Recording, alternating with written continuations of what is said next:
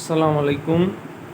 तो आज मैं एक टॉपिक रिप्रेजेंट कर रहा हूँ, how to determine order of reaction. तो सबसे पहले हम ये समझते हैं कि order of reaction PMDC syllabus का पार्ट है और ये टर्म हमेशा एक्सपेरिमेंटली फाउंड होता है। सिंटेक्स्ट की एक मशहूर लाइन होती है कि जो ऑर्डर ऑफ रिएक्शन है वो हम इक्वेशन से देख के नहीं बना सकते, वो एक्सपेरिमेंटली फाउंड होती है। वो मैं आपको लाइन दिखाता भी हूँ।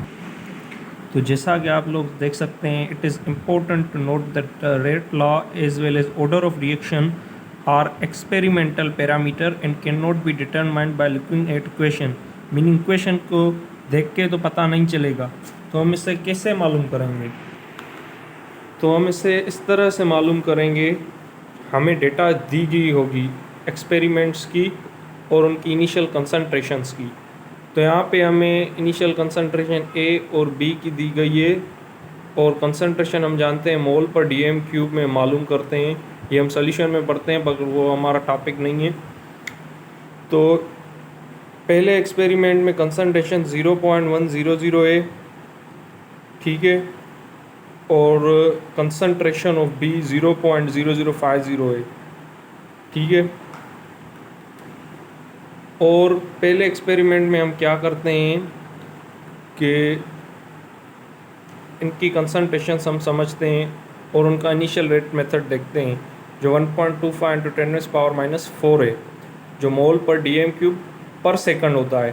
क्योंकि जो रेट होता है वो होता है dx/dt। सो जो चेंज इन कंसंट्रेशन होती है उसको हम टाइम से डिवाइड करते हैं, इसीलिए ये सेकंड भी डीएम क्यूब से मल्टीप्लाई होता है सेकंड से। तो हम देखते हैं, पहले दूसरे एक्सपेरिमेंट में हम ये देखते हैं कि कंसंट्रेशन बी को हम कांस्टेंट रखते हैं और ए को डबल करते हैं। ए को डबल करने से रेट ऑफ रिएक्शन हम देख सकते हैं डबल हो रहा है यहाँ पे, और पावर ऑर्डर की सेम रहेगी, ठीक है। तो इससे हमें ये पता चलता है कि rate of reaction concentration of A से डायरेक्टली प्रोपोर्शनल है। और तीसरे एक्सपेरिमेंट में हम देखते हैं कि रेट ऑफ जो रिएक्शन ए, कंसंट्रेशन ए को हम सेम रखते हैं और कंसंट्रेशन बी को हम डबल कर लेते हैं। तो इसको डबल करने की वजह से जो इनिशियल रेट मेथड है वो 4 टाइम्स बढ़ जाता है। वो क्या होता है? क्वाड्रबल्स होता है, मीनिंग 4 टाइम्स 4 टाइम्स वो बढ़ जाता है, ठीक है। तो हम ये कंक्लूड करते हैं कि रेट जो है वो मोलर कंसंट्रेशन के स्क्वायर से डायरेक्टली प्रोपोर्शनल है। हम रेट एक्सप्रेशन ऐसे बनाते हैं कि R = K bracket A bracket B square के, यहाँ पे रेट कांस्टेंट है,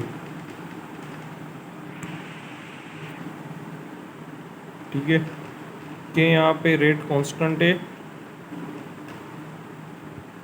और इसका हम ऑर्डर ऑफ रिएक्शन ऐसे मालूम करेंगे कि कंसंट्रेशन ऑफ ए के पावर 1 से और कंसंट्रेशन ऑफ बी के पावर 2 से, जो हमेशा एक्सपेरिमेंटली डिटरमाइन होती हैं, उनको हम ऐड करते हैं तो पावर 3 आता है और इससे हमें ऑर्डर ऑफ रिएक्शन मिल जाता है। ये चीज़ पेज 184 सिंथेक्स बुक बोर्ड डामशोरो से अपडेटेड बुक से ली गई हुई है।